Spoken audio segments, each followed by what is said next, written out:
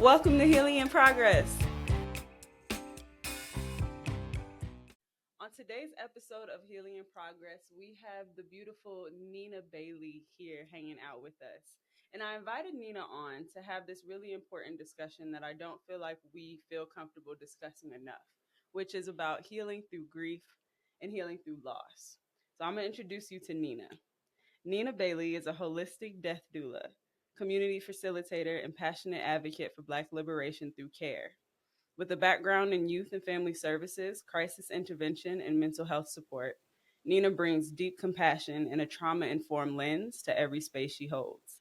Although she is open to all people, she prioritizes the QT BIPOC communities, honoring the sacredness of our lives, grief, healing, and transitions. Thank you for being here, Nina. Thanks for having me. I really wanted to have you on. First of all, death doula work, that's hard. Yes. It can be. And so I was fascinated. I was like, this person holds space for people at the end of their lives and their families too. Mm-hmm. And I feel like death is not something that we are comfortable having conversations with and about. And I know for myself, I found so much healing on my journey processing my grief by talking about it. Yeah. And I don't think that we talk about it enough. We don't talk about it enough. Yeah. I think it's kind of like an isolating thing that we kind of do. Like everybody comes out when like we feel good and like, we want to celebrate and stuff together. But yeah, when it comes to like that grieving and dealing with like all the things that come with grief, whether it's like anger or disappointment or sadness, like I think we get that feeling of like, I don't want to be a burden on somebody else, or like, I've been feeling like this for this many days and maybe I should be over it by now, or things like that. And so I think it kind of like stops us in our progress of really feeling the feelings and doing the work that we need to do. And grief is always going to be here too. So that's the other thing. Like, it's going to be here until we go. And I think it's something that we need to kind of like look at from a different lens, not as like this negative thing, because it helps with so much as far as like our progression in life, our growth, like just the transitions that we're all going through. So, yeah. And tying it into transitions just overall in life, not always relating death or grief to death.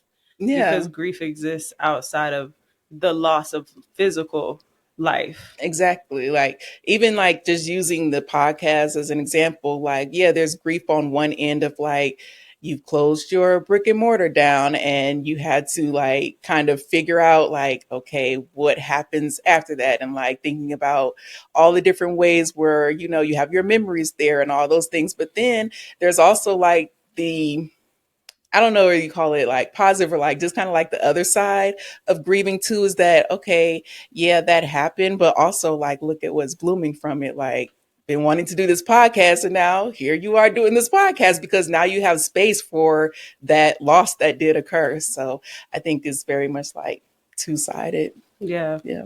How did you get into grief work? How did you what's the process like to become a death doula? Like, what do you have to go through in life to be like, you know what?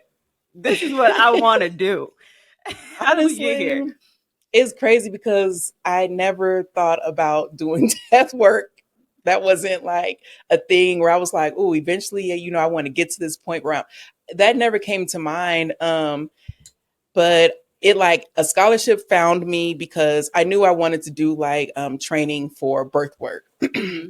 And so I was like researching things and I had done that training. And then this scholarship popped up and I saw like this Black woman, Alua Arthur. And I was like, that's interesting. So I went and like looked online and I watched one of her TED Talks. And I was just like, the way she talked about death and like just changes and like life and things, it was just so beautiful. And I was like, well, let me just go ahead and apply and see what happens. And like, I left it alone. I forgot about it. And like a couple weeks later, they contacted me like, we're giving you the scholarship to do the Going with Grace Death Doula program. And so That's how it came to be. But I think overall, recently I was talking to somebody and I think I had like posted it too. Like I had this epiphany of just like, I would just say it came from like family.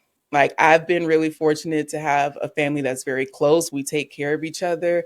I have lots of caretakers in my family. The main one being my mom, and I've watched her take care of both sides of the family. When it came to my grandparents, they lived in our home until they passed. And I just feel like it's a very beautiful thing to be able to watch your loved ones be able to pass with like comfort and peace and safety and have support. And I watched her like bring flowers into the room and, just make the food that they like and just give them happiness and joy before they pass. And so, yeah, I want all people to have that kind of like experience. Yeah. Yeah. It's beautiful because we usually, when we think about like end of life, a lot of times we think about illness or sickness and Mm-hmm. kind of have been riddled with that leading up to it. And we oftentimes hold it taboo in our conversations because we think that talking about it is going to bring it on. Yeah. So we don't prepare for the types Mm. of things. We always feel like there's going to be like symptoms, time, Mm-hmm. all of that. Yeah. They were like, child, you trying to put me in the grave early? Like I absolutely am not. Absolutely not trying to do that. But I get it, especially I think like within our community, like the Black community, I get it. Like we don't get to die from a place where we have autonomy over our bodies often. We die from a lot of like violence and trauma and things. And so I do understand I don't want to talk about that because a lot of times it's not going to be like this peaceful, joyous kind of like story. And so I think it takes a lot of like working and like different conversations to have with people of like, I know this is definitely uncomfortable, but we do need to be more efficient in our planning and things so that we can have some type of something written down, because when it comes to the medical industrial complex, they're going to do what they want to do if you don't have anything. And Mm-hmm. so I try to get that across to people. Yeah. What are some ways that you found comfort in talking about loss, not just physical loss, but all types of loss? um I think like there's no pressure around it. For me, I just having just general conversation about things with people, like where are your feelings right now in this moment? Like what's happening? It's just as simple as that. I don't need you to have a plan for anything. Like you don't have to go into detail. Just like what are your feelings right now? How are you Mm-hmm. feeling today? Because tomorrow it could be something different. You may be like, not really a big deal. And then the next day will come and you will have all the sadness because you are thinking of memories and all these different things. And, did I make the right decision? And, just things like that. So I feel like just meeting the people where they are at in that moment. I lost my father in 2010, and Okay. it took me, and he died of cancer, so we kind of saw declining over time. It wasn't Okay. sudden. Um, we were locked in. We was like besties. And Okay. so it took me a very long time to be able to have a conversation about him, just Mm-hmm. not even his death, him as a person. Yeah. It took me years to be able to have that conversation, but I do feel like that transition, his transition, is what set me along my spiritual path. Nice. It was it's been really healing to be able to talk about death now, Mm-hmm. understanding that physical death is not end all be all. I have a relationship with Mm-hmm. my ancestors and my father on the other side. And so it doesn't feel like an absence entirely. I may not Mm-hmm. be able to see him in the physical form, but emotionally, spiritually, I still Yeah. feel very connected to him, to my grandmother who passed before him.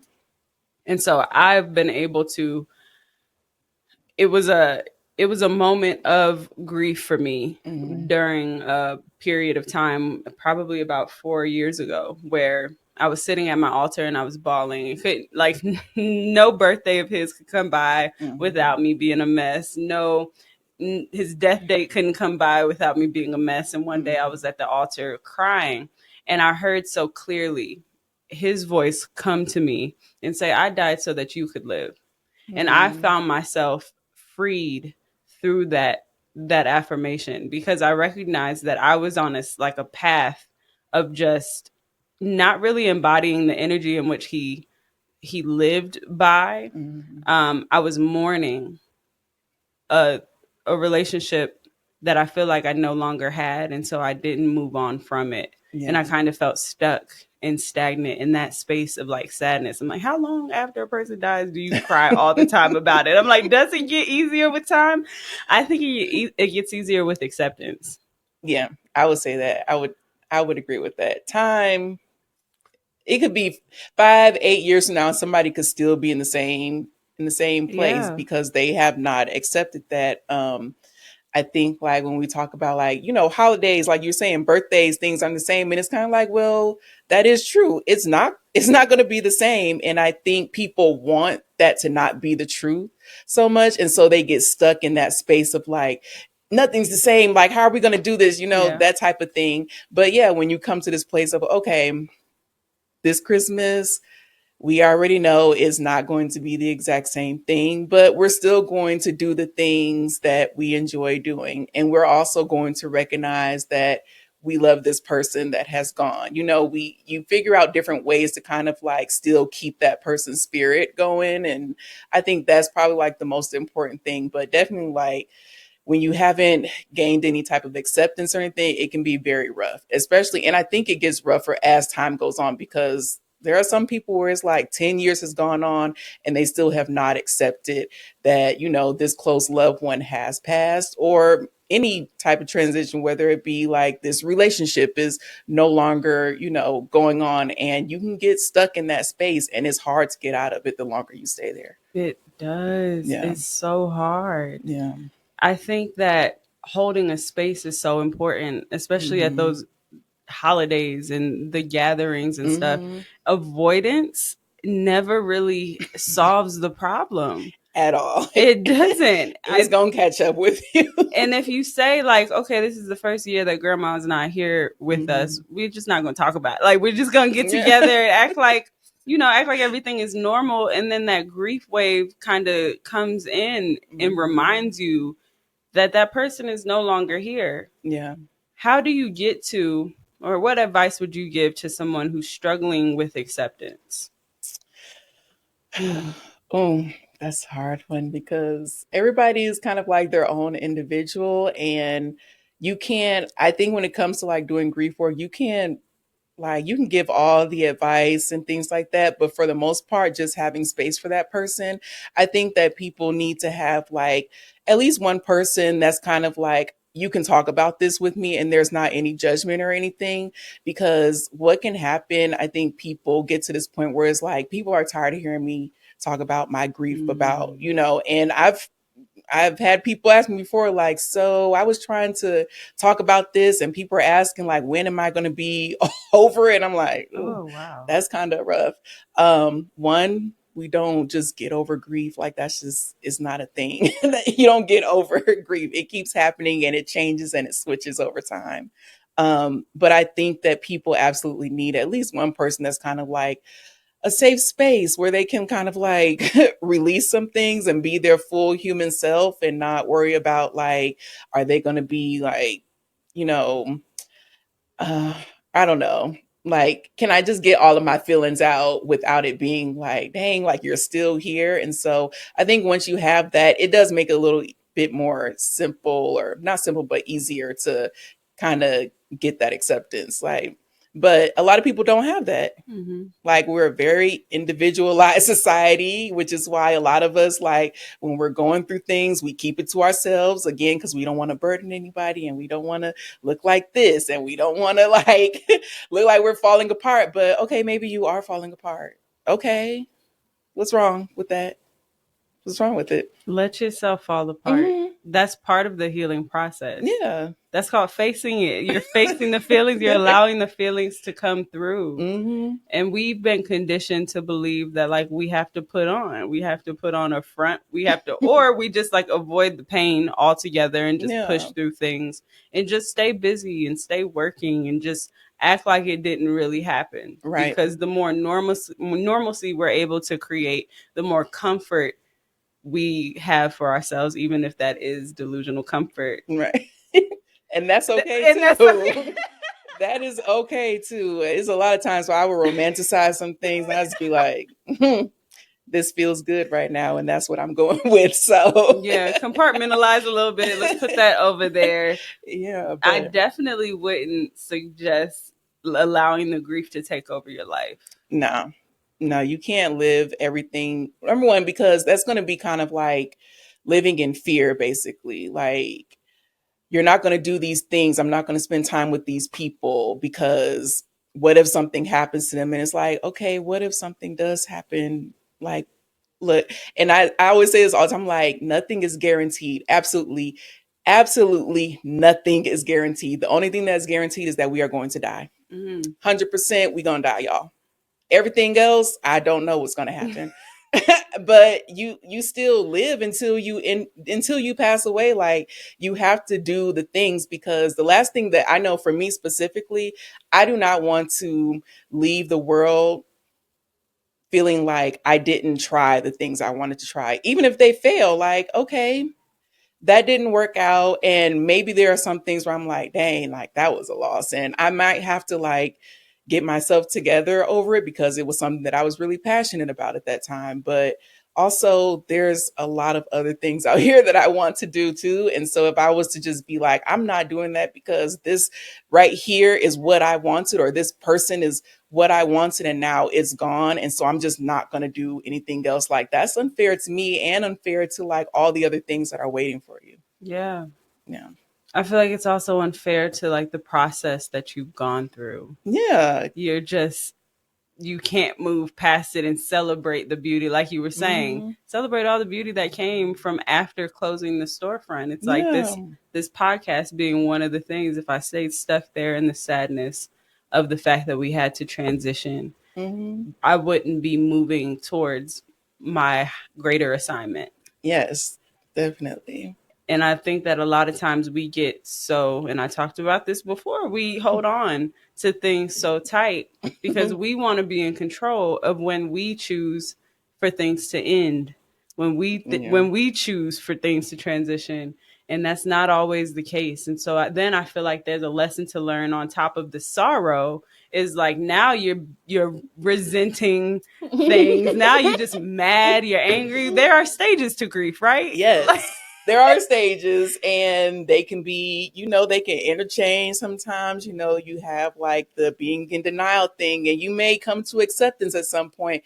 And then maybe a month down the line, you may go back to like, no, not today. I'm not feeling the acceptance thing. Like, I'm really upset as to why this happened. And those things are all okay. it's Like, a journey. yeah, There's no one size fits all process to healing absolutely not. or getting over sadness and loss. It's Absolutely not. not. I feel like, again, we're going to be grieving until we go. There are things from years ago where I will pop up in my head and I'd be like, dang, that was a rough time. Like, that was, I wish this or something like that. But it's just like, I also look at it in a different way of like, okay, but this is where I am now. And that really sucked when that thing happened. But also, these are all the things that came from that. So I'm also very grateful. Yeah. Gratitude is a big part Yeah, of getting through things. very much so. Being great. I'm so grateful I had 16 years of my life with my father. Mm-hmm. And they were awesome. Like, I have really good memories with my dad. That's amazing. I could think about what it was like when he got sick, but I choose to focus my energy and my memories on all of the good times. Yeah. Like all of the and the things that he's left with me. So the parts of him that I still carry, he was a lot more boisterous and vocal than I am. And Okay. so, but he always used his words to speak life and speak love. He was a cab driver for most of my life. For 14 years, he would always meet new people, and so he could Okay. have a conversation with anyone about anything. Mm, I feel like I could do that to an extent. yeah. I mean, you have queendom cultivation. You got to talk to people. You're Yeah. trying to see where people are emotionally. Yeah, Yeah. yeah, he definitely encouraged me to grow. Mm-hmm. In all my years, he would always encourage me to grow, be uncomfortable, do things that make you uncomfortable. He didn't know none of them people getting in his cab. Right. Exactly. He wasn't necessarily comfortable having strangers in his cab, but it was something that he had to do to make his money. He found comfort in it. Mm-hmm.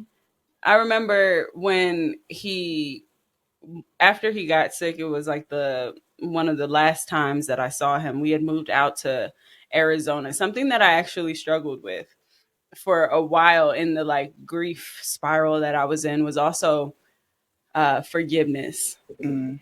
Because when he was Um, diagnosed with cancer, he chose not to do chemotherapy.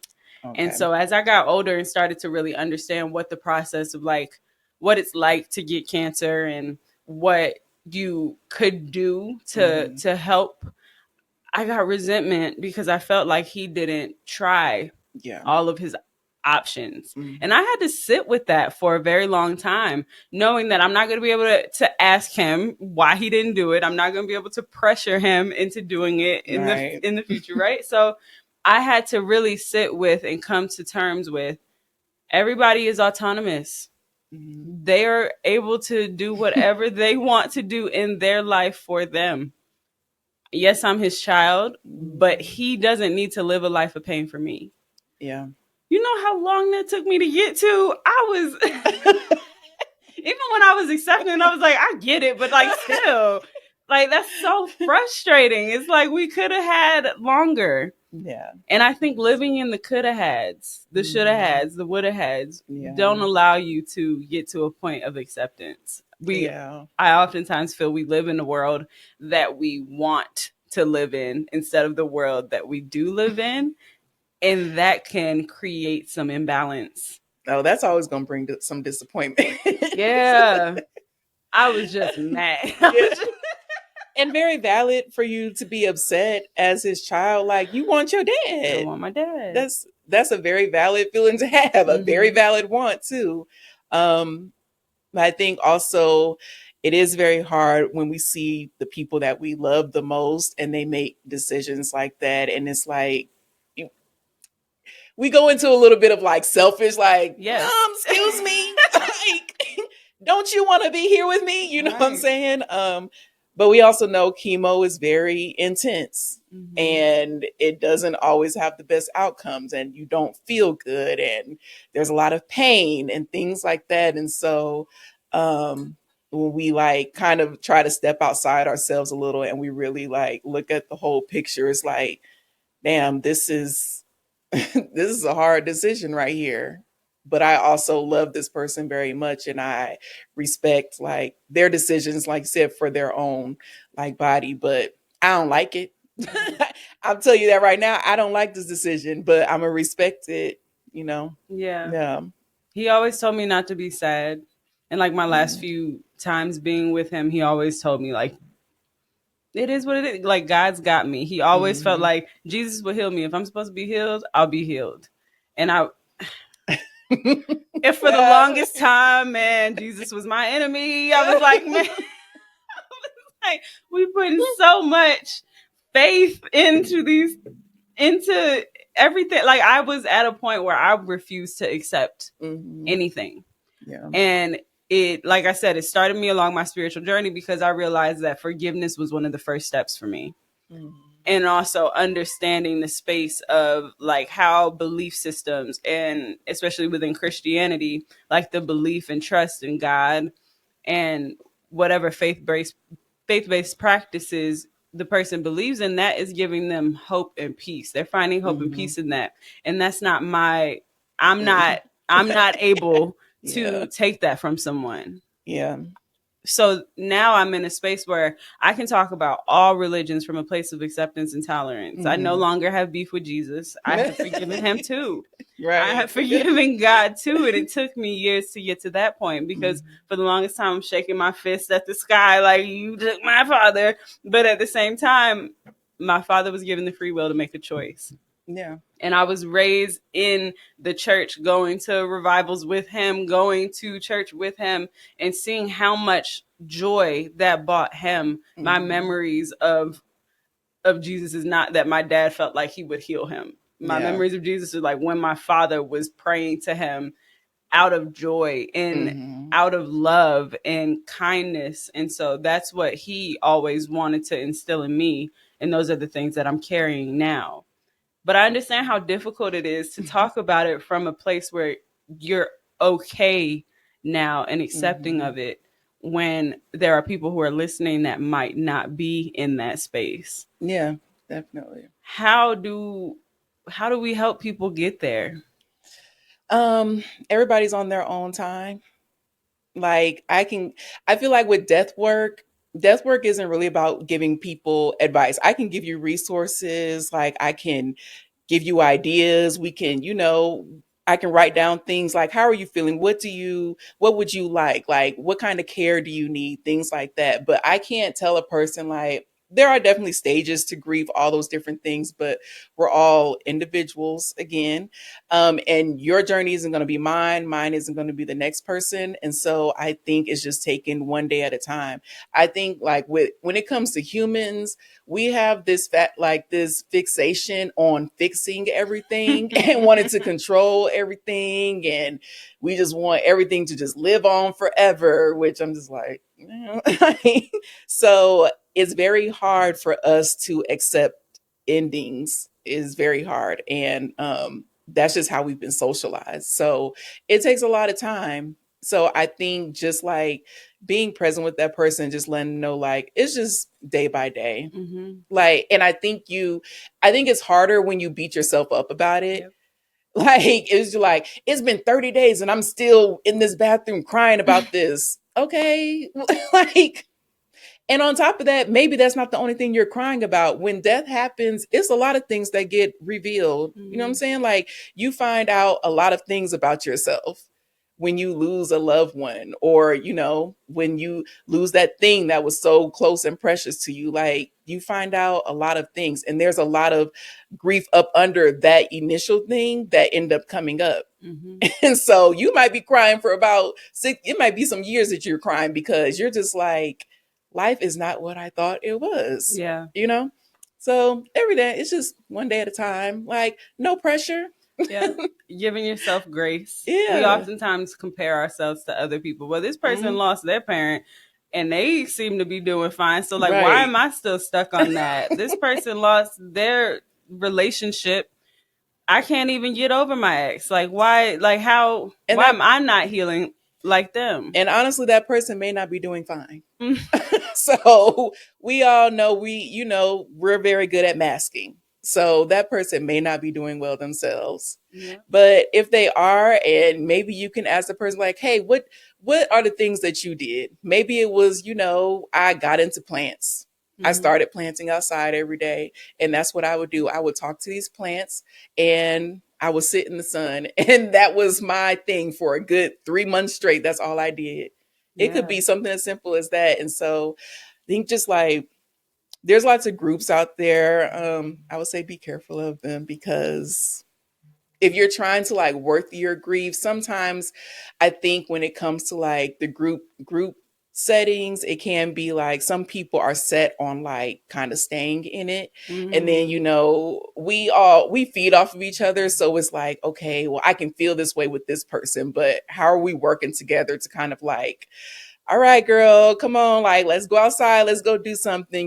We don't want to like keep you in that same spot. And you can still be crying, grieving for 6 months, but that doesn't mean you're still in the same space, Mm-hmm. you know? Like we said, there's layers to grief. So it could be something else that came about. Like, um, I know you saying you were angry about like him not wanting to do treatment. There's anger in like there's a lot of anger and loss when it comes to relationships with people. Like Mm-hmm. the people that we love the most, sometimes they are the people that have probably caused lots of The harm pain, yeah. to us also. So while I am grieving this person that has passed, and some time goes on, now I'm also grieving the fact of like these are the realities of what this person did while they were here. Mm-hmm. And so now I'm having to kind of like tackle that on like I love them, but also I'm upset with you. Mm-hmm. Yeah. Add to that the way we're conditioned in society to keep pushing anyway. A lot of Mhm. us are burned out. A lot of Yeah. us are moving through the world already at like our wits end. And so then adding on a loss to that and not allowing yourself time or space to really process that, Yeah. that grief can be compounded. Like you That's got an grief, explosion. you got right. It's really important to allow yourself grace to recognize that you may have a lot of work to do. Yeah. You may have a lot of work to do, and as soon as you kind of open that door, it'll be revealed to you those types of things that you do need to be healing from and working through, and it won't look pretty. Yes. It won't be easy, but it's still important to have those conversations with yourself, to allow those feelings to flow, because the only way to get through it is to go through it. Exactly. Man, that's I'm saying that to me too. I'm like, girl. Look, But one thing you mentioned is the importance of talking to someone who, if you know someone who has gone through something similar of what you've gone through, ask them how they look like been getting through it. Because, like you said, that may be a mask. right. But if it's not, there's so much support that can be found in those types of conversations. We don't oftentimes ask for help. At all. We don't ask for support from the people who have already been there Yeah. because we want to feel like we have it together. We can manage it.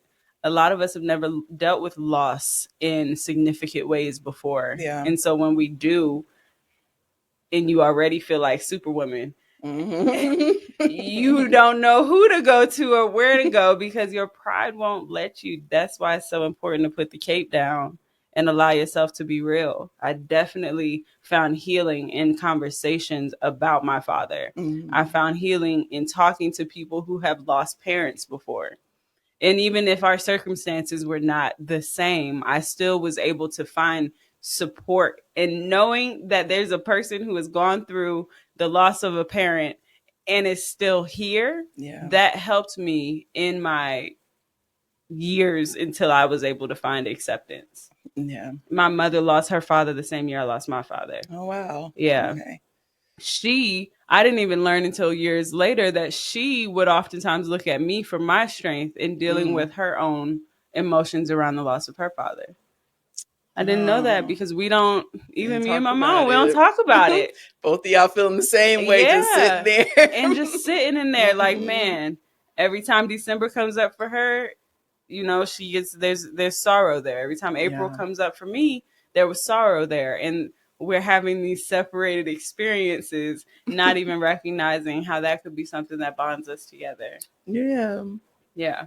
I think that loss is so interesting There really is. because sometimes, and not in reference to people, but sometimes the things that we lose are a blessing in disguise. And we have a hard time accepting them. Yes. But we're comfortable in that. Like we're in a place of comfort. Why would you take me out of my comfort?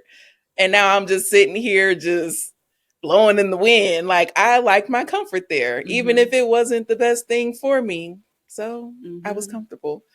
Yeah.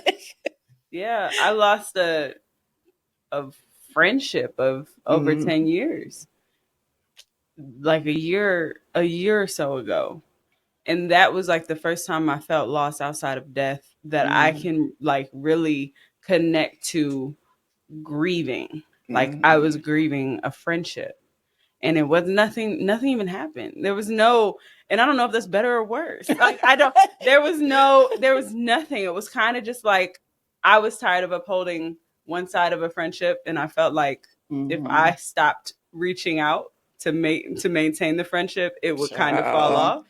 And what Yeah. happened? The friendship fell off. I had to grieve being,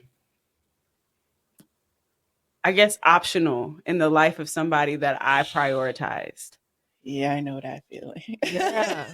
We don't talk about friendship loss Yeah. enough. Friendship loss, that's like, man, I don't, yeah. That's a rough one because I definitely understand what you're saying about like the option part. Because I'm definitely a person like I want to text, I'm a check up, I'm a follow up if you've told me something, things like that. And it is, um, yeah, it's kind of hurtful. I think when you're in it because you're just like, I just really, I want this friendship with this person. And we have these things in common and we do all these things. And, when you are, I think it's like when you are out of the environment. And for me specifically, like when I was out of the environment and I was like, well, let me see what it looks like if I just stop reaching out. And yeah, that's Yeah. my phone was very much silent. I was like, well, dang, dang. All right, well, Yeah. and I went through the phase of like being really upset. Like I'm a military child, and so we moved around a lot, and I'm an only child, and so when Mm. I develop connections with people, and I be like, oh, like I love this person, you know what I'm saying? Like I'm full in, like this is basically like family, and I want to keep people around, and I really had to kind of like grow up a little bit and understand that just because I feel that way about people, that doesn't mean that they feel the same way about me. Or if they do feel the same way, they may not be able to reciprocate the same Mm-hmm. thing. And it's hurtful. And, I felt very sad a lot of times about it.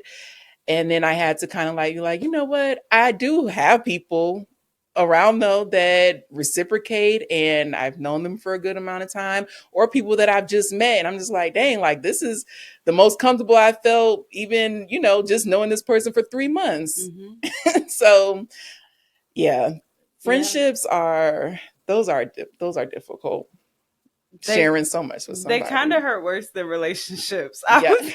I was like, Yeah. "Ooh, this stings. Like you've known every part of me. Like you've known me for a long time, but I recognize that a lot of my attachment was because of the quantity of time, not Mm, necessarily the the quality of quality. time. And Yeah. I recognized after the severance of the relationship that that was the case. When I was in the Mm, grief period, I yeah. was just sad that I didn't have my friend anymore. But allowing myself space to have that loss allowed me to see everything in the full picture. And talking about delusion again, I delusionally thought I was in an equitable friendship. There was not a lot of reciprocity there. It was a lot on me, and I guess I just told myself that like, that's just their thing. They're not as communicative, and gave all these like passes and Yeah. stuff. And so all that to say is I've learned so much about myself through losses that I've allowed to be losses. Yeah.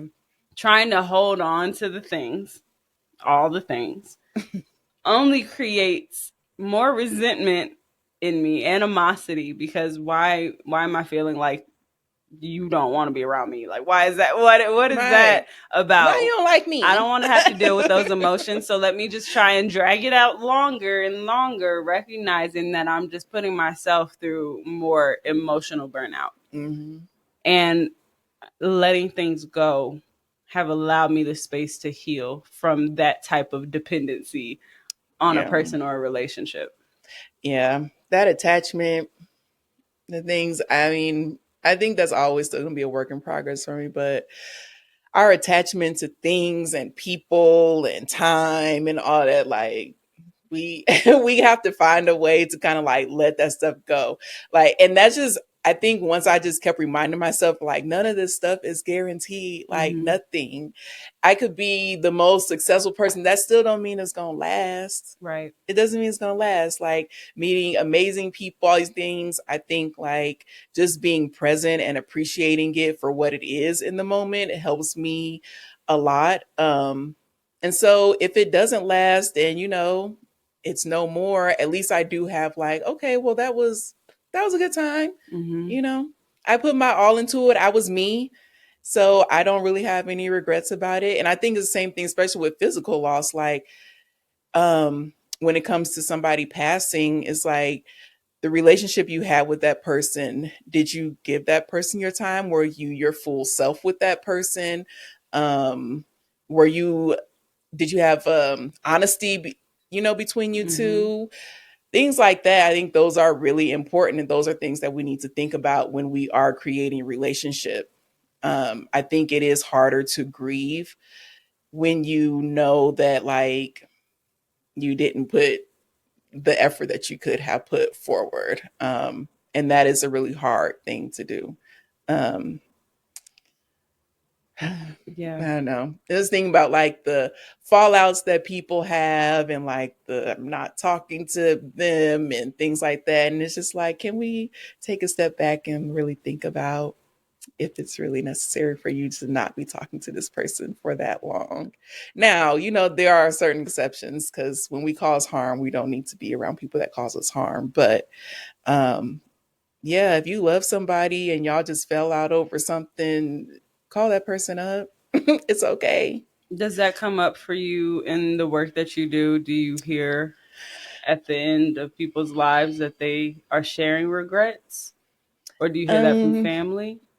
I've heard it from family. I've seen it. I've witnessed it before in the way that people respond to death.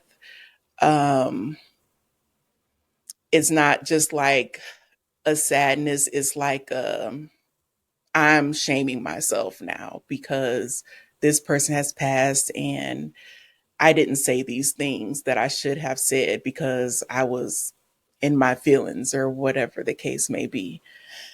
And that can be very hard. I think that can be very hard to work through. Um, but I think, like, in talking about it, we have to kind of rid ourselves of guilt and shame. That is always going to be a thing that I feel like causes a lot of self sabotage and just like negative inner talk with yourself because you're just like, I just feel so horrible. And people probably think and really nobody's thinking about that. That's the main thing. Like, nobody is thinking about, They're not. nobody is thinking about that. I think we just have to come to a place where we are really forgiving of ourselves. For And that can be very yeah, hard to do. forgiving of ourselves. If you've done your best, why do you feel so guilty? There's nothing Yeah. you could have done.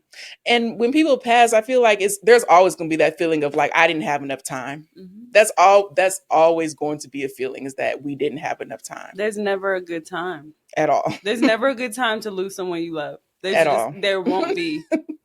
There won't be a good time. And so in allow this is where acceptance comes back in, right? Because the sooner you accept that that person is gone, the sooner you can see that relationship for all the beauty that it was instead of the loss. Mm-hmm. Yeah. Yeah, the gratitude piece I feel like is the contrast to grieving. It's like Yeah. when you look at things from a space of gratitude, you recognize, A, you did your best. You had a fulfilling time. You had the best experiences with that person, and that person had some of the best experiences of their life with you. Mhm. Having that lens of gratitude makes that grief a little bit easier. Yeah. And that can be hard also, depending on what like your situation is at the time, because sometimes death comes at the very worst of times when you already going through 101 other things, and now you calling me telling me that somebody that I love has passed away, and what am I supposed to be grateful for right now? I need somebody to tell me. Mm-hmm. And that's a very real feeling, and that's also okay too, because it's very understandable. Like, if you feel like all of the walls and everything is falling down around you, it's just like, well, what do you want me to do right now? Don't sit here and tell me I need to be grateful that I had, you know what I'm saying? Like, that is not the conversation I'm trying to have with you right Yeah, now. it's not Yeah. fair. Mm-hmm. Like a lot of times, death is not fair. That you don't. get an opportunity to always be prepared for it. Death is never Okay. fair. It's never fair. It's just a reality that happens. Mm-hmm. And it's very hard. And I've watched like a lot of people close to me. I've had people that, like, it was very spontaneous death. I've had people that have lost loved ones with very violent deaths. And um, having to watch those people go through their transitions and transformations in life has definitely been a blessing to me because I've learned a lot from watching them. But also, I just get that, like, sometimes I don't need anything when it comes to death. I just need to be. And I Mm-hmm. need somebody who is just going to sit there and just let me be and not tell me, like, you should do this or you should do that. Like, just be present. And that's it. Yeah. That is all. So is No. that the work of a death doula? But I didn't even You ask you. What do you do, Nina? okay. What is Okay, that? so Sounds great. What is?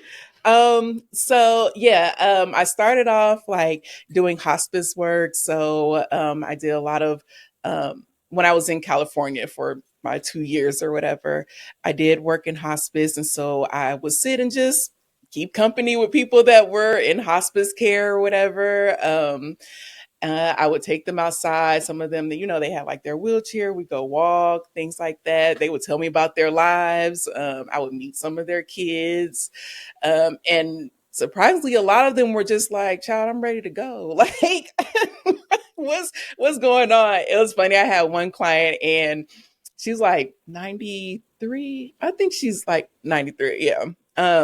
And so she was on hospice, and so I came in one day and she was sitting there, and I was like, well, what's wrong? Like, usually, when I come in, you're all happy, we clap, we like talking, things like that. And she was like, they took me off hospice. Oh, They she was said, mad. yes. She was like, they said I'm doing better.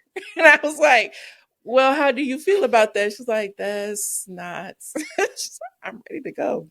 I'm ready to go. On top of the fact, I'm paying money every day to be here. It Mm-mm. costs money to be here. She said, And I "Earth is said, ghetto." period. Right. I said, I feel you, girl.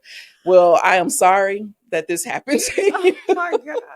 But since you are still here and while I'm still visiting, we're going to keep talking and we're going to go take our walks. And that's what we're going to do until otherwise. There are people who are just ready. Yes. Yeah. And My I don't blame them. That if you have been here for 80 something, 90 something years, you have seen a lot of things and you have experienced a lot of life.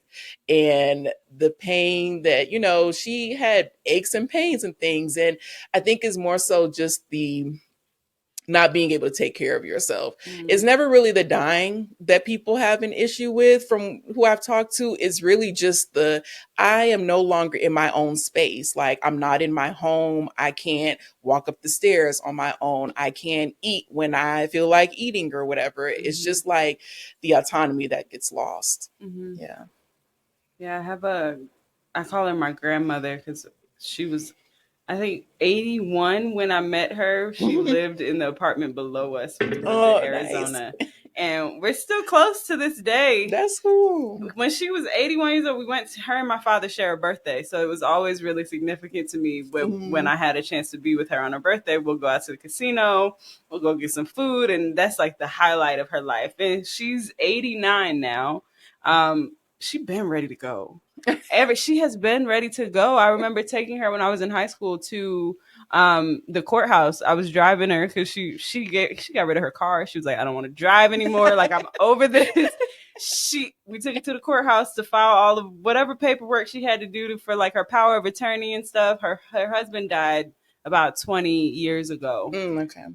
For her, that was her person. Since then, she's just been vibing. Like, she's just been here. And she's just every day. She's like the type of person who wakes up like, again.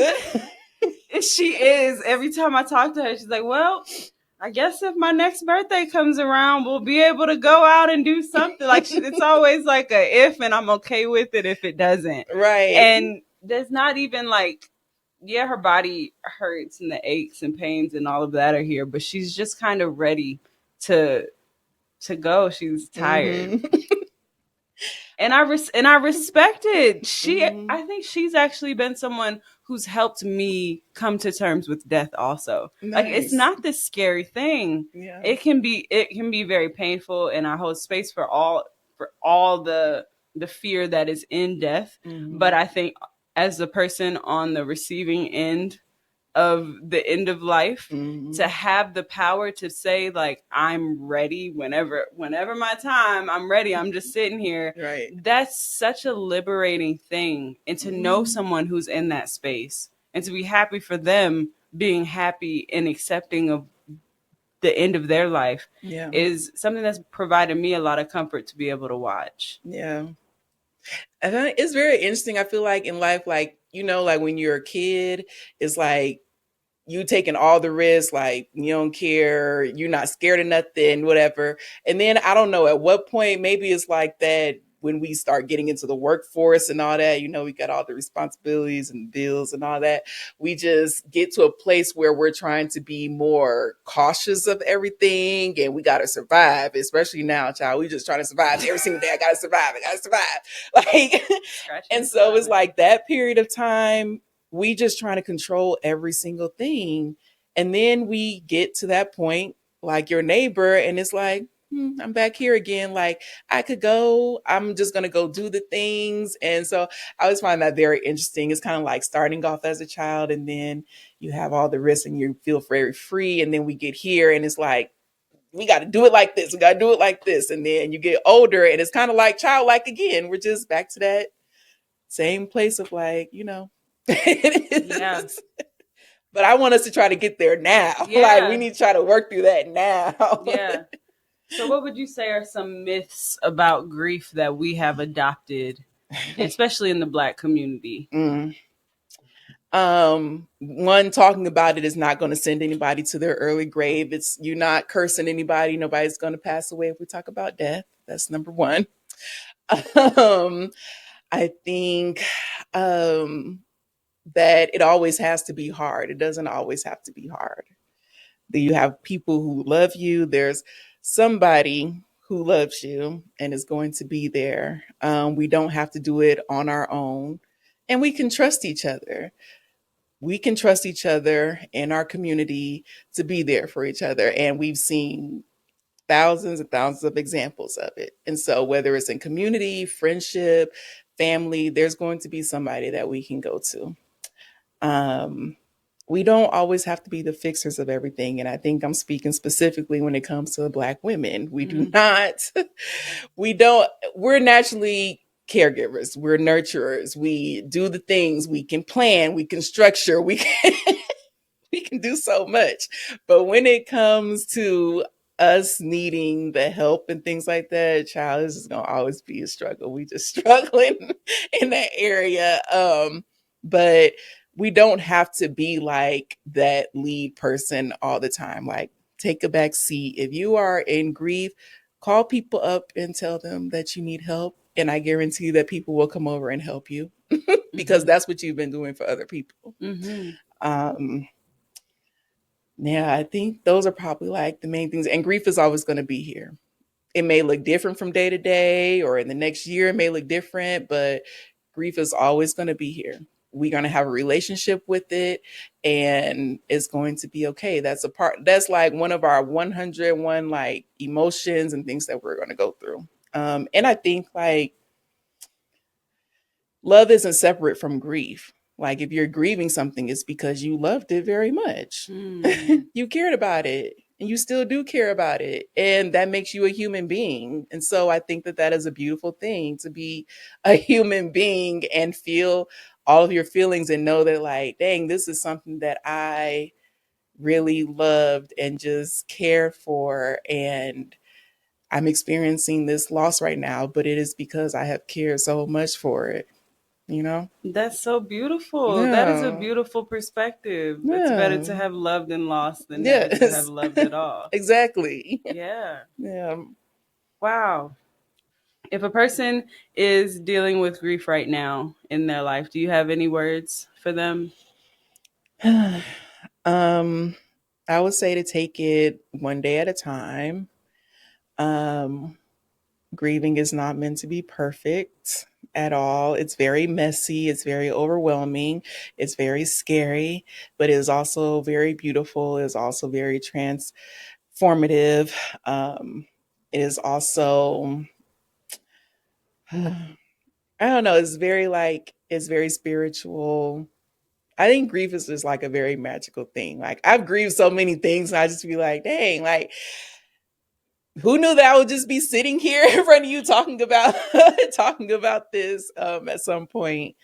Who knew that I was going to be a death doula? I don't know. I think death and grieving, as hard and as sad as it can be, it just also just reminds me to just like love and be kind to people and live the life that I want to live and do the things that I enjoy doing and go the places that I want to go and not hold on to like firm attachments to things because again nothing is guaranteed other than dying, so Mm-hmm. makes you live a little bit more. It Yeah. does. Yeah. It really does. I appreciate you being so open and being here on the podcast to talk about Yeah. this. I know that this is a conversation for you, that in the work that you do, you have all the time, but these are not conversations that we oftentimes have. And a Yeah. lot of the time, we don't even know how to name it for ourselves. We're just Hmm. kind of going through the motions.